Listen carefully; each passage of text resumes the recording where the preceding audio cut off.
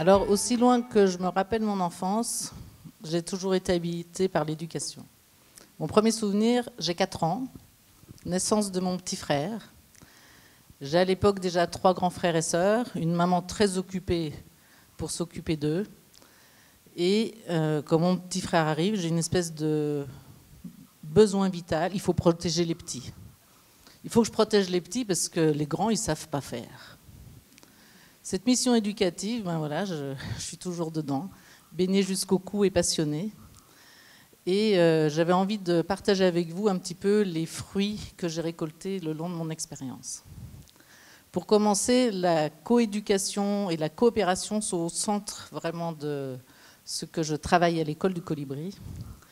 Et je voulais vous partager en premier ce qu'un inspecteur de la DGESCO m'a donné comme données numériques il n'y a pas très longtemps. Aujourd'hui, à 18 ans, un enfant a dormi pendant 7 ans.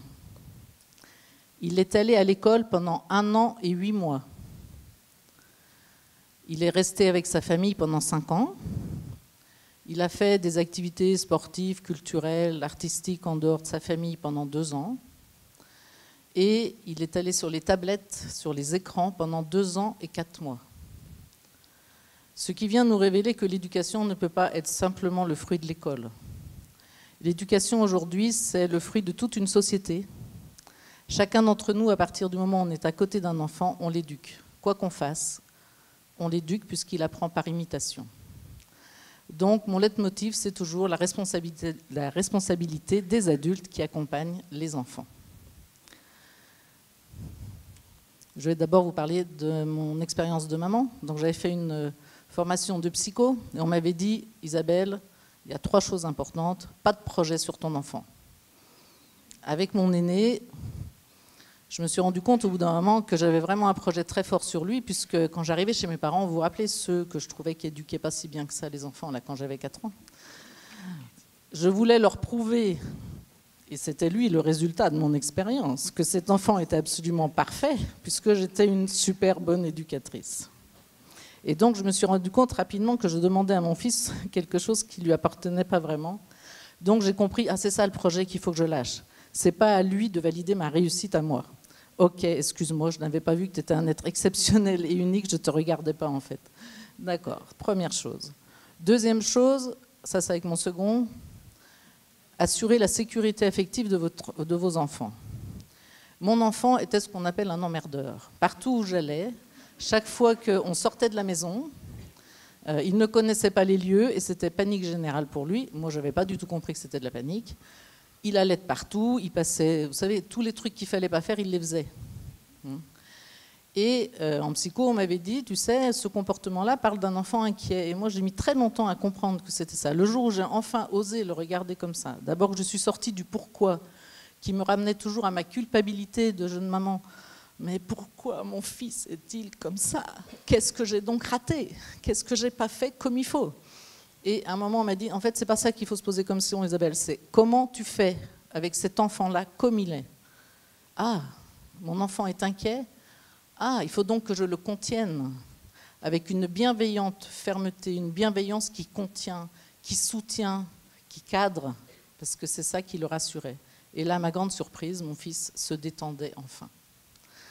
Et puis, avec ma troisième, c'était une petite fille. Donc, vous savez, avec les enfants, il y a un peu un effet miroir. Et donc, le troisième message de mes thérapeutes, c'était éviter le double message. Ça, j'ai mis longtemps à comprendre, c'est pas très simple. Alors là, j'ai un exemple assez concret. Ma fille a 4 ans et elle est devant sa chambre. Et là, je lui dis, écoute Marion, je vais passer l'aspirateur. Et donc, je trouve important que tu participes au rangement de ta chambre. Et regarde au sol, il y a plein de Playmobil, plein de choses. Si je passe l'aspirateur maintenant, tout va être avalé. C'est quand même très embêtant. Et là, je vois ma petite fille de 4 ans qui se plante devant la chambre, qui observe et qui me dit, c'est OK, tu peux passer l'aspirateur. Et donc là, je vous dis ce qui se passe à l'intérieur. C'est ça le double message. Premier mouvement, à l'intérieur, une partie de moi qui dit « Yes !» Elle a osé dire non à sa mère, ce que je n'ai jamais su faire. « Oh, mais c'est trop bien, elle est trop forte, c'est merveilleux. Continue, Marion, continue, tu sois rebelle, c'est trop bon de te voir faire. » Et puis l'autre partie, Mais enfin, Marion, ça ne se fait pas du tout. Il faut ranger ta chambre, s'il te plaît, quand même. Là, tout de suite, c'est pas raisonnable. Le côté beaucoup plus raisonnable. Et là, en faisant ça, ce double mouvement, en fait, l'enfant qu'elle a, lui, normalement, il fait confiance à son ressenti. Son ressenti lui dit ma mère trouve ça génial. La parole de sa mère lui dit invalide ton ressenti, ma chérie. Tu n'as rien compris, ce que tu viens de faire, ça ne va pas. Et ça, c'est très grave pour l'enfant. Parce que quand il va grandir, il a une invalidation de ce ressenti qui est complètement imprimée en lui, parce que la parole des adultes, c'est la vérité. Et du coup, il ne va plus se faire confiance à lui-même. Donc c'est ça le double message. Donc avec vos enfants ou avec ceux que vous accompagnez, on évite le projet, on assure la sécurité affective et on évite le double message. Dernièrement, vous avez vu les progrès des neurosciences, on en parle de partout, viennent valider tout ce qui a été trouvé finalement dans les pédagogies actives des 100 dernières années, qui eux le mettaient sur le terrain en place parce que ça marchait, tout simplement, parce qu'ils avaient des résultats avec les enfants, parce que les enfants aimaient apprendre et que ça se passait bien, et qu'il restait quelque chose parce que ça passait par l'éprouvé. À l'école du Colibri, ça fait 12 ans qu'on met ça en place, et donc ces outils de la coopération, on les accompagne au niveau de la pédagogie, on met les enfants en posture de chercheurs, et les enseignants sont aussi en posture de chercheurs. Donc être chercheur, ça veut dire que je connais plein d'outils, je connais plein de méthodes, et j'ai le droit d'en inventer, parce que je suis un professionnel. Et si je suis un enfant, je connais plein d'outils, on me propose plein de méthodes, et j'ai le droit de choisir celle qui me va bien, et j'ai même le droit d'en inventer moi aussi. Et là, tout le monde est content, parce que le plein potentiel peut s'exprimer tout le temps. Et donc, à l'école du Colibri, en pédagogie, on est sur des pédagogies actives, où l'enfant est chercheur de son savoir. Et vraiment, ce n'est pas difficile de soulever l'enthousiasme d'un enfant de primaire, c'est là tout le temps. C'est un âge où ils ont envie de tout apprendre, donc ce n'est pas très difficile de les motiver. Il ne faut vraiment pas être bon pour ne pas y arriver quand même. Voilà, donc ça, ce n'est pas le côté difficile. Le côté difficile, c'est qu'ils vont coopérer, ils vont se mettre à plusieurs, et quand on est à plusieurs, on rencontre forcément des problèmes et des tensions. Ça vous arrive aussi. Quand on est à plusieurs, on a des problèmes et des tensions. Il y a des trucs, on se dit, tout seul, ça serait plus simple quand même. Voilà. Mais à plusieurs, on fait des choses qu'on n'arrive pas à faire tout seul. Donc c'est quand même sympa l'autre aussi. Et en fait, quand je reformule à l'autre, c'est là où je comprends. Donc le besoin de l'autre, il est juste un incontournable. J'ai fondamentalement besoin de l'autre. Donc il va falloir que je prenne soin du lien. On a 3 temps dans la semaine pour prendre soin du lien. D'abord, le temps d'atelier philo, où les enfants apprennent à écouter la pensée de l'autre, à formuler leur propre pensée.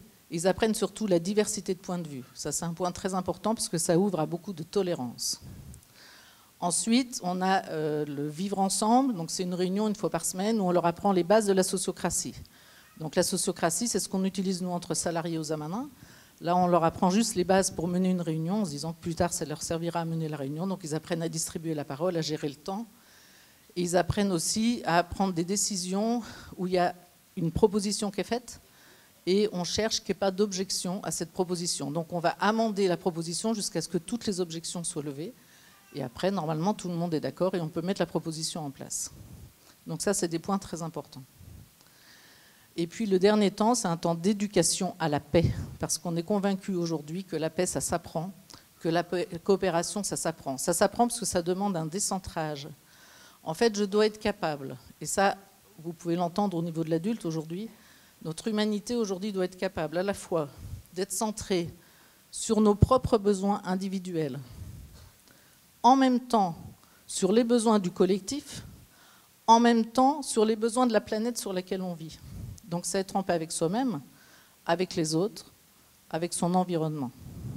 Je ne vous le décris pas plus longuement, vous pouvez trouver tout ça dans des documents qui circulent et qui racontent tout ça. Je voulais conclure en vous partageant mon enthousiasme actuel, parce qu'aux Amanins, on fait des formations, on les remplit. On les remplit de soi-disant enseignants qui n'aiment pas leur métier, mais ce n'est pas vrai, nous on les remplit, on en a trop, on a trop de demandes d'enseignants qui, pendant leurs vacances, avec leurs propres deniers, viennent se former, parce que les enseignants sont intéressés par la relation. On a une école de la parentalité, on la remplit parce que les gens sont intéressés par mieux parler avec leurs enfants et comprendre qu'est-ce qui s'est passé dans la relation avec mon enfant.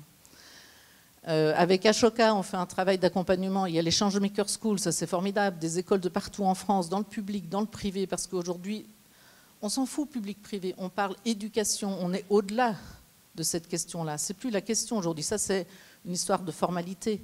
Mais ce qui est important, c'est le contenu. C'est la société de demain, de quoi va-t-elle être composée, de quoi a-t-on besoin. Donc c'est au-delà de ces questionnements-là. Donc là, on a pareil, une émergence de tas de beaux projets qu'on a pu faire émerger dans le film Une idée folle, puis on continue à en faire monter, donc ça c'est réjouissant. Ce soir, nous, à Manin, on a eu la chance d'accueillir Mathieu, voilà, et avec ces jeunes qui sortent de grandes écoles, puis qui se posent juste des questions que moi je me suis posées, mais au moins 20 ans plus tard qu'eux, quoi. Hein, et eux, ils sont déjà là à se dire, mais bon, ça va, ok. Oui, alors on m'a dit diplôme, ensuite on m'a dit grande école et puis grand métier, mais en fait, ça ne peut pas être que ça la vie quand même. Non, c'est très chouette, c'est pas que ça la vie, vous avez bien raison. Hein. Voilà. Et puis cet enthousiasme, on le retrouve aussi sur des territoires. Alors ici à Lyon, avec ce qui se passe avec les 4 jours avec Ashoka, sur ce territoire innovant en éducation, on a la même chose dans la Drôme avec la Biovallée. Voilà, nous on connaît très bien Déclic Éducation, donc c'est la communication non violente qui rentre dans l'éducation nationale, le yoga qui rentre dans l'éducation nationale. Voilà, de partout ça rentre. Et pour terminer, je partagerai bien avec vous une phrase d'Arnaud Desjardins. Arnaud Desjardins, quand on lui demandait des conseils sur c'est quoi être un adulte et un bon parent, il nous disait, vous avez un seul devoir, être heureux. Donc je nous souhaite à tous, ce soir, d'être des adultes heureux, pour que les enfants nous imitent et fassent une belle société heureuse. Isabelle Peloux.